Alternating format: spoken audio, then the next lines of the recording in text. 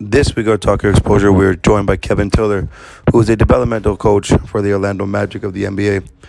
On this episode, we took a dive back into his history of when he coached in university, college, and now currently in the NBA. Make sure you guys tune into this week's episode with Kevin Tiller on Spotify, Apple Podcasts, Google Play, wherever you get your podcast from. This is not one you guys want to miss out on. Enjoy. Welcome to another edition of Talk Your Exposure, and this is season 4. We're starting today's season with someone who's very special and someone that is a man of many traits. But before we introduce our guest of today, I want to remind everybody to make sure you tune in to Talk Your Exposure on Spotify, Apple Podcasts, Google Play, wherever else you get your podcast from, as well as YouTube under RWI Basketball. But before we introduce our guest, I want to introduce someone who, back to the show, and wearing a stupid bucket hat. I don't even know why he's wearing this bucket hat today. But we got Chris Campbell with us in the building. What's going on, my guy? I'm here. I'm in the building like usual. Thank you, Steve, for having me. You know what? It's actually season 4. We're starting off big.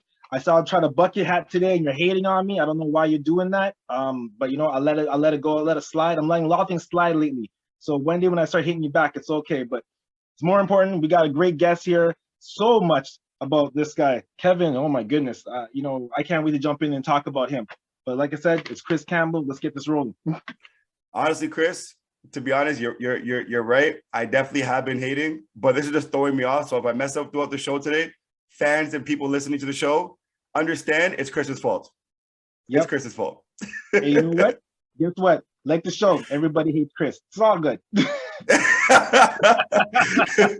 But like I mentioned a little bit ago, our guest for today is someone that is a man of many traits. He's been around the basketball world through NCAA Division I, and now currently working for the Orlando Magic. We got Kevin Tiller in the building. How you doing? And thank you for giving us some time today, man.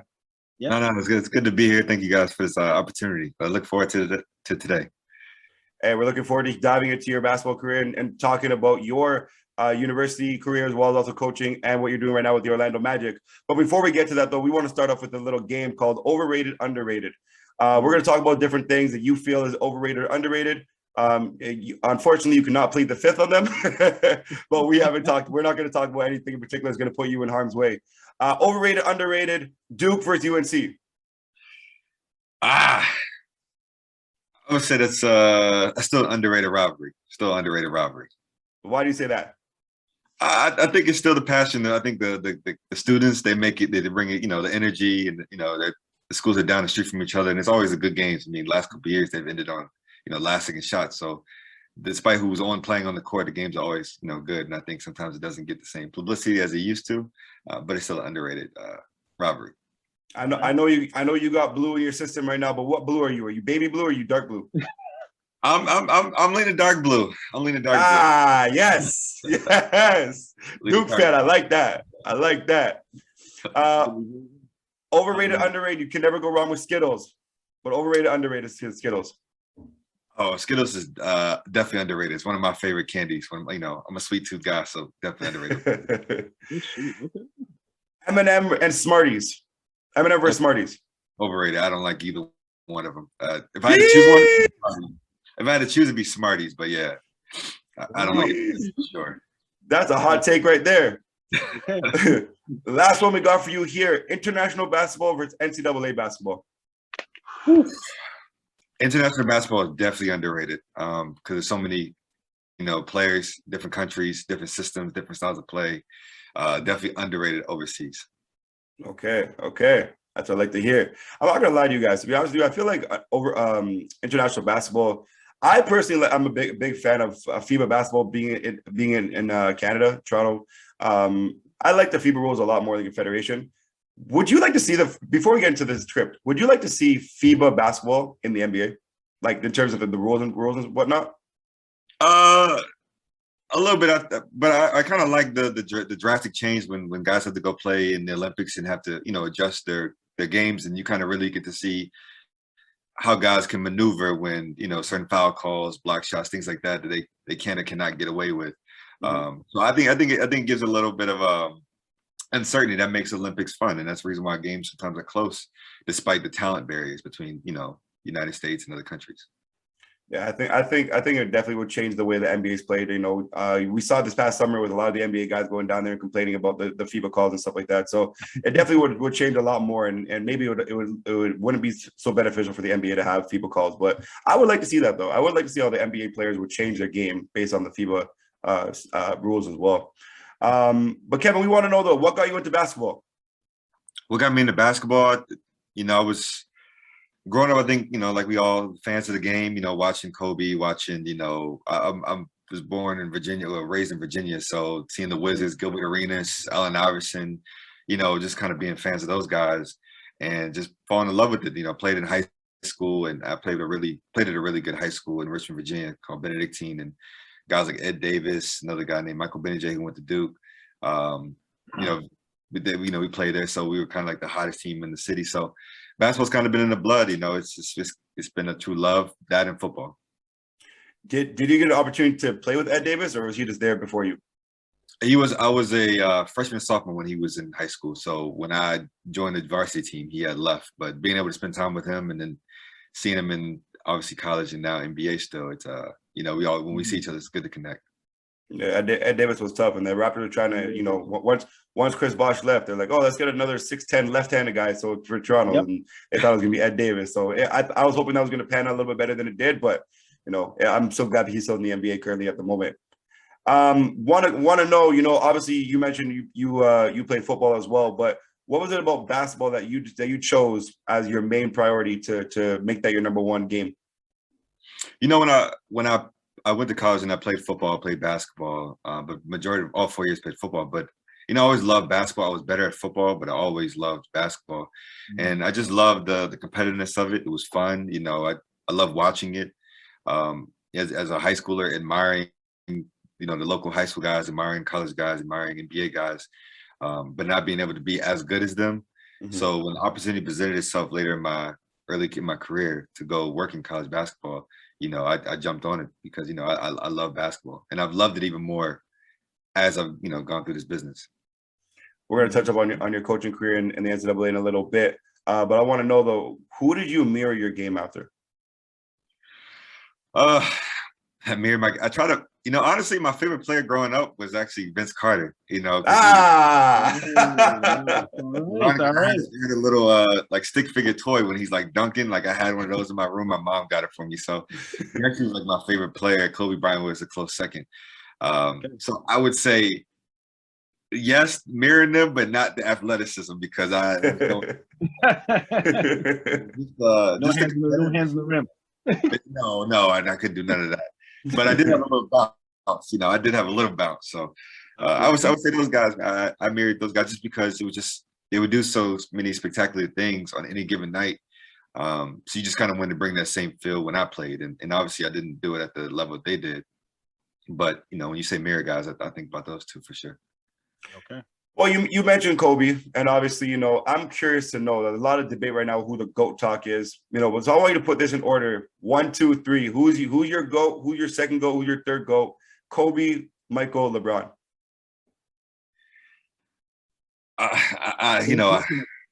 Yeah, I'm gonna push LeBron over Jordan by like an inch, then Jordan, then Kobe. Obviously all three great players.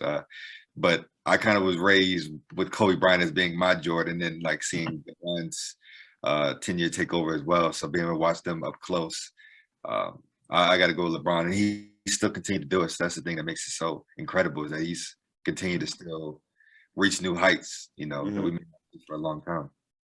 Yeah, he actually said in an interview one time. I know you're working with the Orlando Magic right now. I want to get your intake on this. He said he'll never play for Orlando because of what happened in the bubble. How does that make you feel?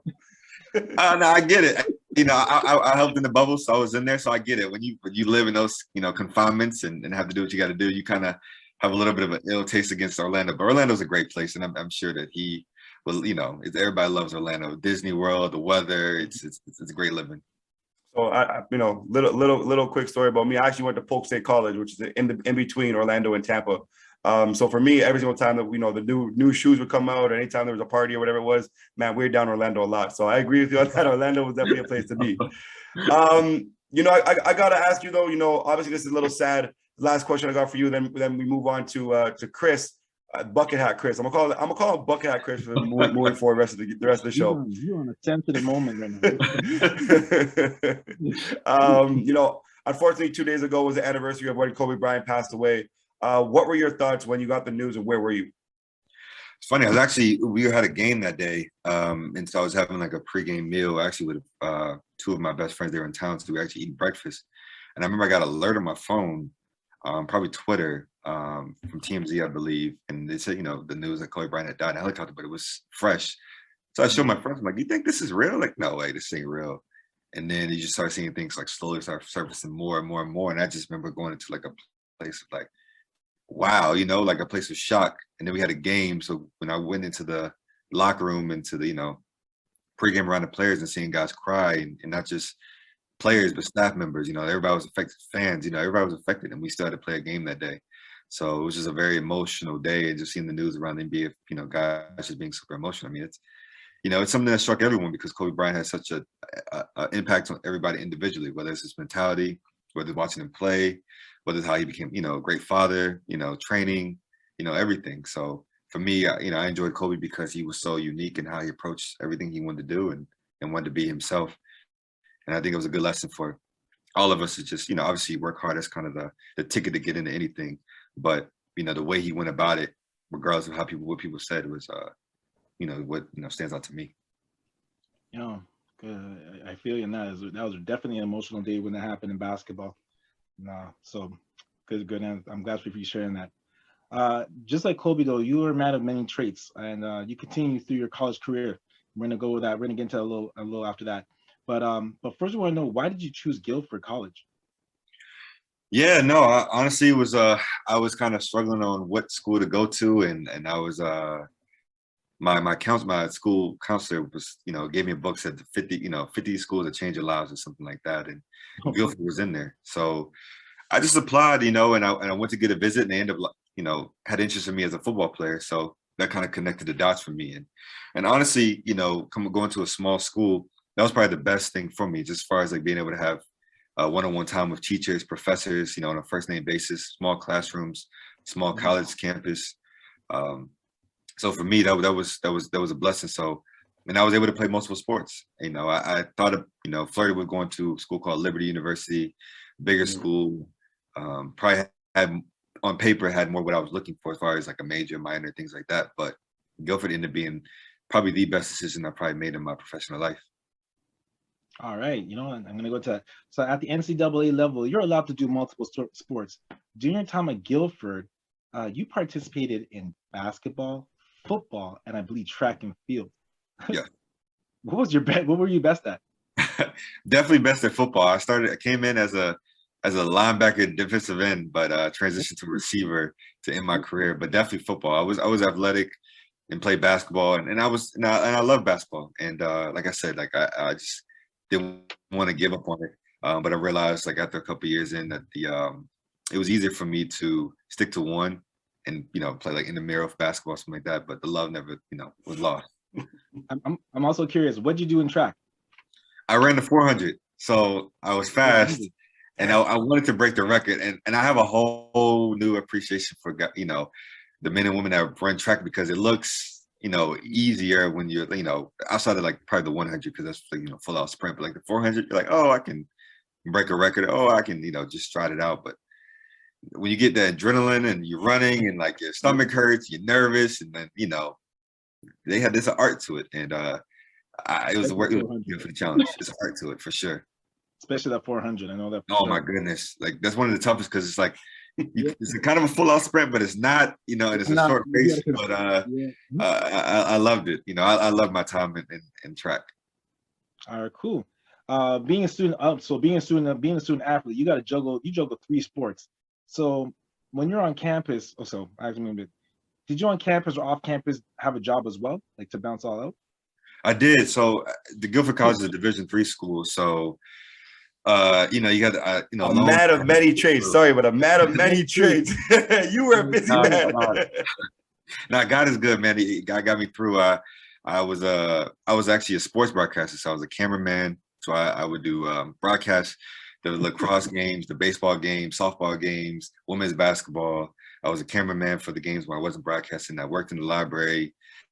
Just did miscellaneous jobs like that. I would do game day events. Just honestly, when you're in Division III and you kind of realize that the pro dream kind of, is vanishing or not maybe as likely, I always had plan B. I was very fortunate during my time period in college where I worked for Disney. So I actually left college as like a study abroad, but not really because I moved to Orlando during my sophomore year, and I worked for Disney World. And so I lived there.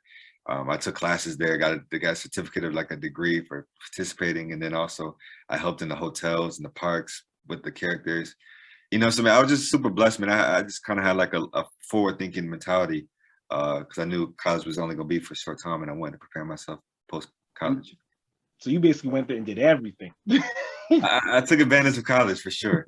I took advantage of it. All right. So give us your best athletic moment at Guilford then.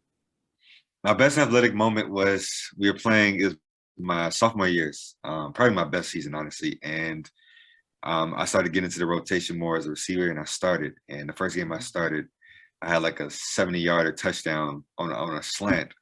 Outran everybody. We still lost the game, unfortunately, but it kind of felt like my breakout game. And I was screaming and I was running, and just to be able to like look at it on film and see myself outrunning everybody is. You kind of dream about that stuff as I watched like Terrell Owens, who was like my favorite football player, and watching Marshall Faulk and The Greatest Show on Turf. So having my moment of fame for that 10 seconds was cool. Before we get any further with that, I mean, listen, Terrell Owens, bittersweet for me. I'm an Eagles fan.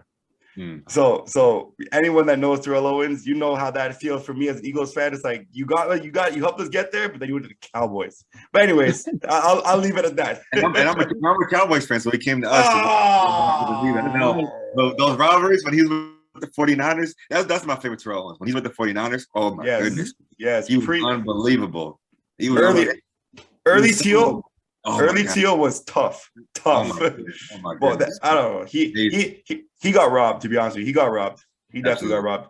Yeah, he was amazing. And I read something the other day that he's still trying to come back. I think he's 40 plus, but he's still trying to come back. I mean, he's like a rare breed of athleticism that he can still play and probably be decently right now. Yeah. So the Cowboys could use him. I know we kind of laid an egg this playoff season, but at some point it has to turn around. Hopefully. Oh my God, you guys slaughtered us before the playoffs, though. You guys slaughtered us. Yeah. No, we did good regular season. It's just playoffs, unfortunately, when it matters. All right, so Guilford has a 52% graduation rate, and how did you manage all that while being a part of a 52 graduation, like a 50 graduation rate, and you graduated? Like how'd that work out? Like I said, man, a blessing from God and just knowing what you want to do, like knowing what you're trying to accomplish. So, and it's funny that statistic, because before I left, I helped create a mentorship program called Brothers Doing Positive. And basically it was to help retain, started with like African Americans, but, spread to just anybody that was more for the football team. Because if in Division III, you're not on scholarship, so a lot of guys would quit and then they drop out of school or transfer. So I wanted to create a program where guys felt like they had a home, even if they weren't playing football, or part of the athletic program. Even if they were, they had like a mentor.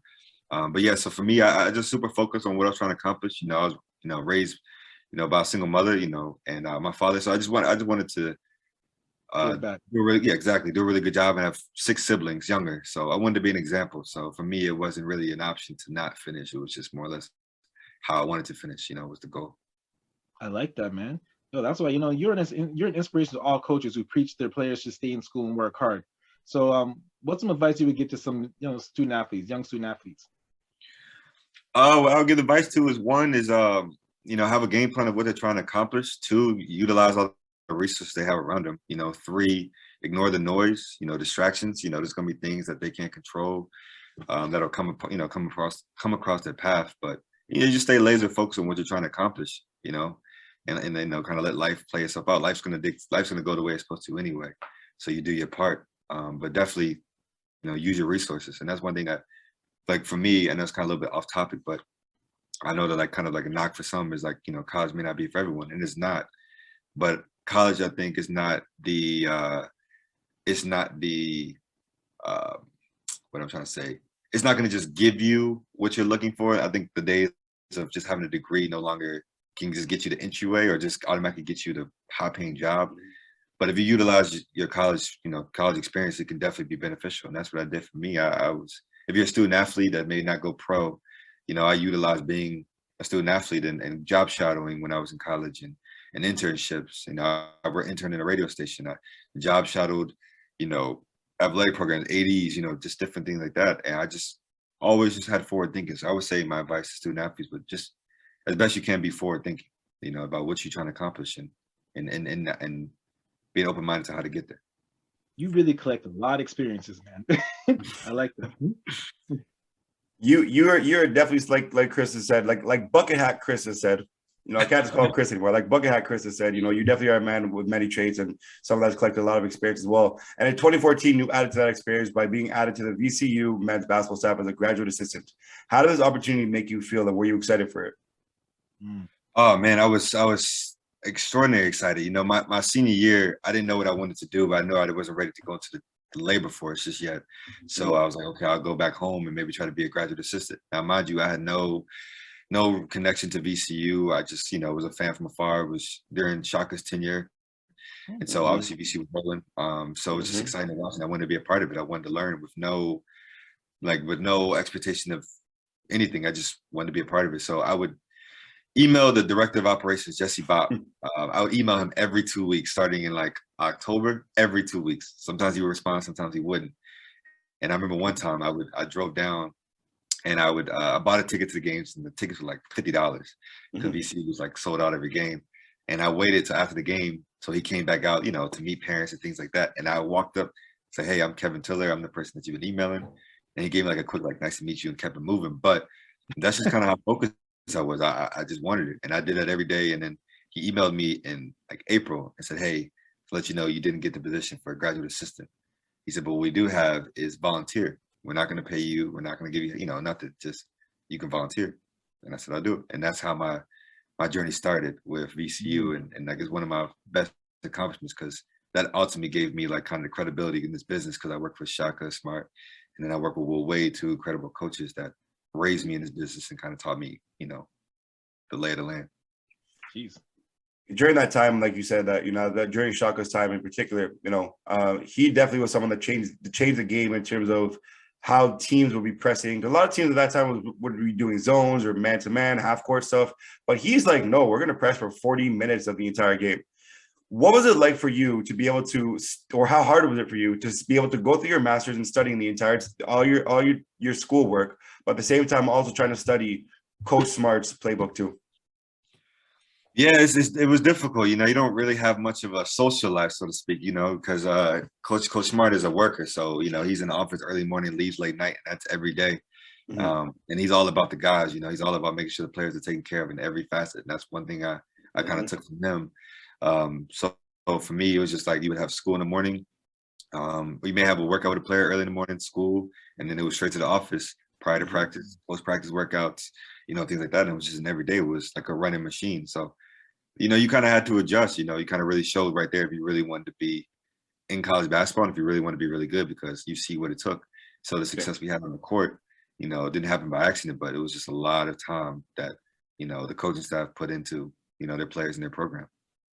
As I mentioned this a little bit ago, I said that, Coach Smart obviously wanted to press. He was big on defense, keen on defense, and keen on intensity. There are times he's up and down the court, just sweating profusely. He's always moving and stuff. What were his practices like? Intense. Like Coach Smart is the type that everybody has to bring energy every day, and like even staff. So if let's say, for example, if a player messes up and he says, "All right, we're gonna do wall sits," or something like that. Like not just the players are doing wall sits, the coaching staff are doing wall sits. Everybody. Everybody. Yeah, everybody. We used to do the Navy SEAL thing where we had to go and like train with the Navy SEALs preseason. Like he was just very intense, and every day was attention to detail. He's asked for maximum effort. He didn't always have the most talented players, but he asked for maximum effort from everyone. And so every day you had to kind of, come ready to go because that's what he expected. And thing about Coach Smart that I tell people is that he's super authentic. You know, who he is on the camera is who he is off the camera. He's not one way. He's super authentic. He cares, and he's super passionate about the players and staff that's within his program. And he's a father figure and a role model for a lot of young men, including myself. Shout out Coach Smart, man. Shout out Coach Smart. You were fortunate enough in the 2 years that you were at VCU to be able to, both times you made it to the NCAA tournament. What was that moment like for your school and for your team? Amazing. That experience was crazy because I come from Division III, so we're busing 6-7 hours anywhere, and to be on chartered planes and having fans on the plane, Robin and fans everywhere. My first year we played in Portland, so that was my first time going to Portland, and just flying in these big old planes and food and like having the police escorts to the NCAA tournament. First of all, the Sunday selection is just amazing, just seeing like your school pop up on the screen. And oh man, I just get excited because VC was one of my best times of my life, just because it was so much fun. The work was a lot, but I mean it was just fun. And you get there. Unfortunately, we lost to Ohio State. That was the year they had D'Angelo Russell, and we lost to them. And my second year, we lost to Buddy Hield. So, but just both experiences, just going in, being in the hotel, seeing the signage, like going to practices, having the media. It's an amazing experience. Tough. Okay, man. So let's see. So now you finished VCU, and I'm trying to figure out because you do a lot of things. So between that 2016 to 2017 windows, what were you doing? In 2016, I actually took a job. Actually, Coach Wade had created a job for me, like a student athlete development position. And I was with that job for about 3 months before the Orlando Magic offered me an internship. So I was fortunate enough to get that, and then that's when my transition to the NBA started. 2016, I was able to start as an intern for the first year, and then transition off from there. Oh, nice. Okay, so that makes sense. So you transitioned there. So then that's when you got the job as Orlando Magic player development coordinator, right? Yes. So can you please tell us more about that role? Yeah, so my first full-time role after the internship year was I was asked to be with the players. So I traveled to every game. I was kind of like the liaison for the players. So everything they needed, from getting a license to play appearances and it was me in conjunction with another staff member, Becky Bonner. She was the head of the department. So me and her worked together to create the first ever for the Atlanta Magic player development department. And our job was to make sure the guys were good. So all they had to focus on was basketball, So I've been able to experience a lot of things and get to know the players. The best thing about the job for me was learning the NBA through the players' lenses. You can get it from a media lens. You can, now, from office lens, but actually being around them and understand the day-to-day of what goes on to a player's lives was interesting. How they handle with family, money, success, day-to-day, who these guys are as people.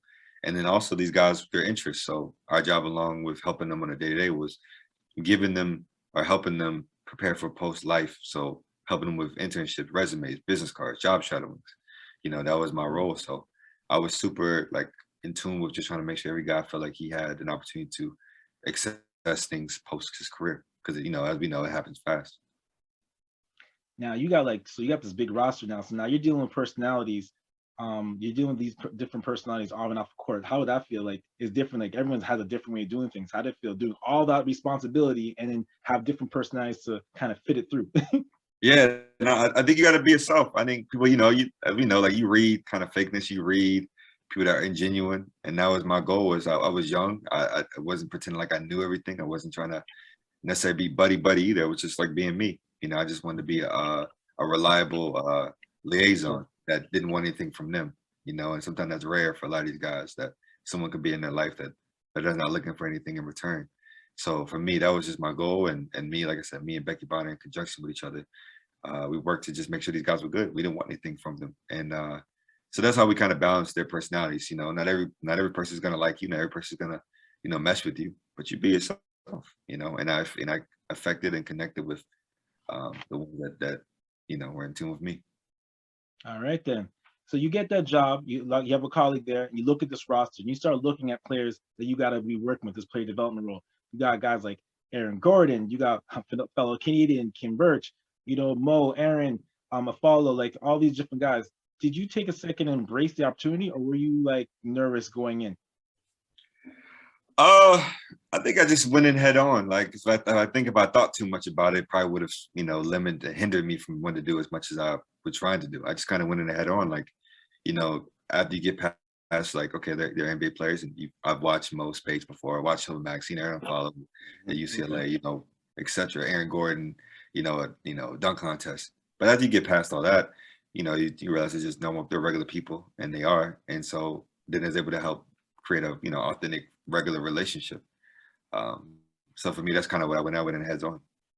Now my one question for you is, what would happen if you were coaching Vince Carter? Vince, think about it, Vince. See, I'm not bashful enough to where I won't tell him, like, look, man, I've been looking up to you since I was a kid. So, like, I got to let you jump and then kind of move on from there. So, hey, I'm not ashamed to let somebody know, hey, you helped me out. I'm only asking that because I know he was on Orlando at one point as well. That's the reason why I was saying I mentioned Vince Carter. Yeah, he's a Florida native too. So there you go. Yeah, so I didn't get a chance to. Obviously, he wasn't with us when I was there, but I know he's a Florida native. Okay, cool. So let's go. Your first year was disappointing based on the roster that was presented at Orlando Magic, but your second year you got the experience playoff basketball. The first round being against Toronto Raptors. What's different about NBA playoff preparation compared to NCAA March Madness? Woo. Well, first, March Madness is one and done, right? So you get about a week to prepare, and then it's March Madness, and kind of anything goes, and it's random, and you may have not played that team before that you're playing against. In the NBA, you've played against everybody multiple times, so you can at least have like an awareness of the team. But I had a whole new level of respect for NBA playoffs, and that's kind of helped me with scouting in my role now with the Magic, in terms of just being able to handle the physicality of Toronto. First of all, on the side note, Toronto is like amazing city. It's one of my favorite cities in the NBA when I travel. It is an amazing, the people, the food, just the culture. It's an amazing city, and their games, like no matter who their guys, you guys are playing, are always rocking every game. It is an amazing time. It's an amazing experience. But as far as playoffs concerned, and we won the first game, so that's what made it fun. We won the first game.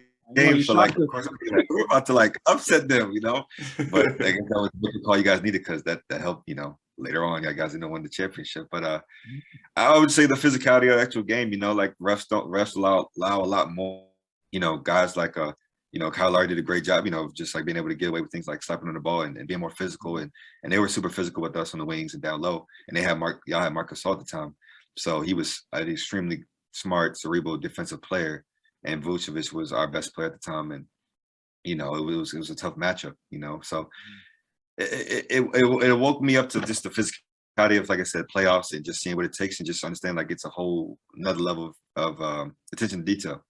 And in the NBA, these guys are so smart. On a random Tuesday in February, a random Thursday in December, guys can get away with have lapse moments on defense, or may not be as in tune. They can kind of get by on just regular talent or ability. But when you get to the playoffs, like, those couple lapse moments, the difference between winning by 6 and losing by 4, and I realized that, like, you really want cerebral, smart players to help you in NBA, along with athleticism and things like that, and skill level. No, we love to hear that, and obviously we always love to hear when people give a shout out to Toronto. We got a Toronto Raptors shout out. We got a Toronto shout out, Chris. We got a Toronto shout out. Right. We got a Toronto shout out. But I won't lie though, that first game, obviously getting to know you more often and stuff like that, it's becoming, evident that you're a great person and stuff like that. But I'm not gonna lie to you, I'm a diehard Raptors fan. So when we lost that first game and we got killed by DJ Augustine, I was extremely salty afterwards. So when we came back and won 4 in a row, I was like, hey, we did what we had to do, but I was nervous. I was like, here we go again. Toronto Raptors giving up the first game. We're about to lose to a 7-seed team. We suck, and then obviously we won the championship. But shout out those guys for being able to do what they had to do, and shout out even to you guys coming into our town and our city and our country and taking away that first game, because DJ Augustine obviously wanted something to prove that day. Terrence Ross wanted something to prove that day. Both those guys being former Toronto Raptors, man, it was definitely a pleasure it was nice to be able to watch that game, but at the same time, I didn't like it. I didn't like it. Kevin, I want to ask you though, I got a couple more questions here before we get to our quick hitters and then I finish off the show. But I want to ask you, though, obviously the NBA Ignite was founded in 2020. You got the role in 2021 as Director of Operations. Talk to us about that role.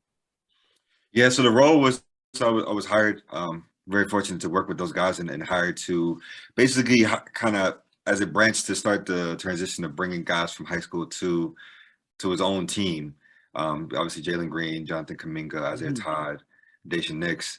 It was kind of the first, like the inaugural year, and I was asked to kind of help organize the team as far as like day-to-day operations. So, like I said, it was another experience to be able to understand players from now, these top tier players who have the pressure of being the number 1, number 2, 3 draft pick, and watching that year and watching what they had to go through, and just the amount of requests and things that I prepare for. And also having a unique opportunity to be able to invest in 18, 19-year-old kids that are about to experience a whole new world once they cross the stage. What is that? Just one last question I want to ask you, then we're going to get to our quick hitters. But I want to know, like, what's that preparation like for those kids in particular? Obviously, they don't know what they're getting themselves into. They think they do, but then when they get there, they're like, oh my God, it's a whole new world. What is that preparation like on your end to be able to help one of those 18, 19-year-old kids get prepared for the NBA, knowing that they're about to get hit with people like James Harden, Kyrie Irving, Kevin Durant, et cetera, et cetera? Yeah, I think the biggest thing that, players that like want to, first of all, I think Team Ignite is a very, it's a great pathway to get preparation. Like, it's like basketball university. You go there to prepare because it prepares you on and off the court. So I highly recommend the team, and you've seen the success the guys are having there the last couple of years. But I would say the biggest thing is like just the overall everyday of what it takes to be a good NBA player. These guys are more athletic, bigger in high school and things like that, but in AAU. But once you get to in the pro level, guys are same athleticism as you, same size as you, had the same credentials as you. So it's gonna be the little things like treatment on a daily basis, how to properly treat, how to properly work out, what you're eating, the workouts, what you're doing in your workouts, how much you're working out, the film study. Like, those things help make guys transition to the NBA easier, and then also help them stay longer.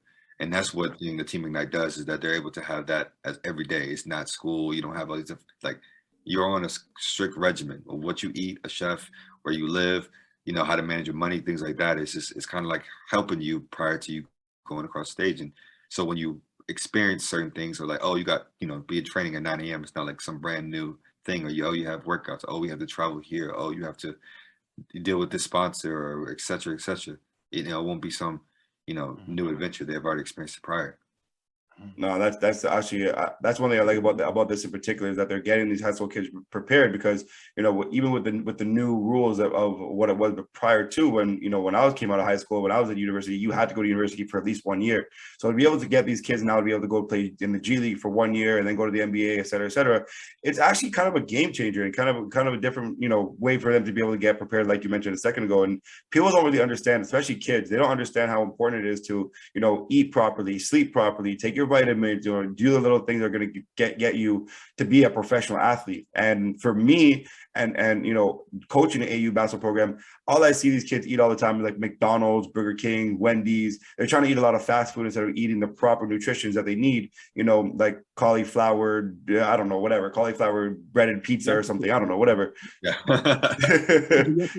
Just cauliflower is good. Don't see, this is why I don't like you, Chris. This is why I don't like you. This is why I don't like you. I'm just saying, out of all the things you could have mentioned, you said cauliflower. That's all I gotta say. Like, would you rather me say broccoli? Man, at least say an apple. But you said a cauliflower. Yes, exactly. It's called being unique. Something you need to learn. I am being unique, and you hated on it. Anyways, anyways, now you made me lose my train of thought. So thank you, bucket hat Chris. But no, that's what Team Ignite does. It opens your mind up to, like, going from, hey, cutting out the chicken tenders, not saying you'll never eat those, obviously, but like, hey, this is the reason why you should start eating this, and like trying to like mix and match with things that you just don't like, and then things that you like that are healthy for you. And it's such a unique and like unbelievable experience for those that get to ask to be a part of the team, and then those that accept it, to be able to be grown up in with that Team Ignite, and the support they have from obviously the NBA, but just the coaching staff, the actual staff that puts it together, Ross Strickland, those people, the staff there, the coach they have there, oh man, I'm I'm very blessed to be able to say I was a part of the inaugural year and help, kind of pivot that transition, and hopefully that it will start opening doors for even more kids to see that, hey, not that college is a bad alternative, but like there's a one that's unique and that can provide me different things that school can. I like that. Got some quick hitters for you before we end up the show. First one I'll ask you is first that comes to mind, whatever you think of. If someone wanted to do a movie on your life, who would you like to act as you? I feel like I thought about this before. I'm not really good with actors' names. Who would I want to act as me? Mm-hmm. And that's crazy because I got some names in my head, but I cannot think of them. Was the movies or shows? That's what I'm trying to think of the movies. I meant the movies. Let's come back to that one. Let me think on that one. Let's come back to that one. All right. Make it easy. Biggie or Tupac? Who's better? I personally prefer Tupac. It's my preference, and I still listen to him from time to time. Now. If you had the chance to meet one person in the world and job shadow them for a day, dead or alive, who would that be? Jay-Z. Tough.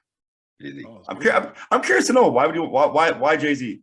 Man, just how he's been able to just pivot so well from like starting as like a hustler to a rapper to record label owner to just ownership. It just he's just been able to pivot so seamlessly, and just every time then he stays so kind of under the radar. Like he's not the guy that's seeking the fame, but like when he makes an announcement or when something that has his name a part of it, it's always something major, and just kind of being in the same vein of like not necessarily looking for fame, so to speak, but just going to make great things and have ownership to be able to provide for others.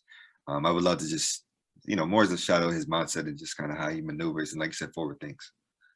For sure. I like that. All right. Let's try this. You're having a cookout in the backyard. Which pro player would you like to be on the grill? Which pro player would I like to be on the grill? Yeah. Pro player I would like to be on the grill. Which pro player would you? No. Let me increase it for you. Which pro player would you trust on the grill? You know what? Yeah, you're right. Trust. Because we got to eat that food. Honestly, I don't know a name, but somebody in the Caribbean is like maybe an Olympic athlete from the Caribbean or a soccer player, because Caribbean food. What's funny? Actually, speaking of that, I went to I had my first like jerk chicken from a restaurant like near the hotel we stayed at in Toronto. My first ever. It was so good. It was so good. Yeah. So somebody like Caribbean, ethnic background, that has really, really good food. I would say that. All right. Did you get any names in your head from the first question that we asked you? Why am I going blank on these names? I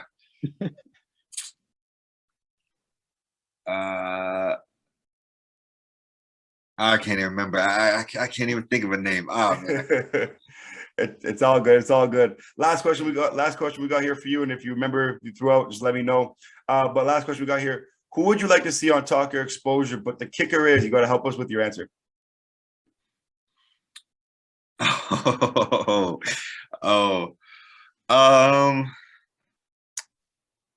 would I like to see?